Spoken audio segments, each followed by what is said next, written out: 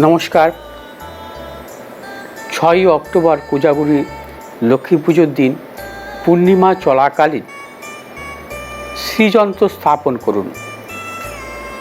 একটি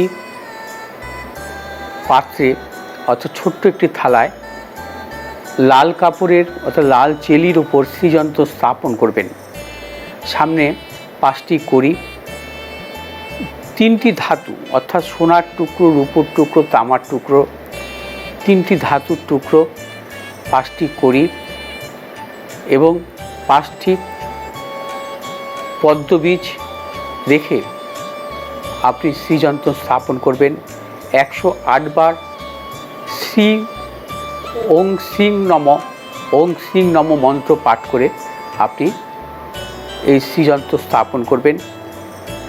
সেক্ষেত্রে আপনি অবশ্যই সাফল্য পাবেন এবং অর্থনৈতিক সাফল্য দেবেন। নমস্কার।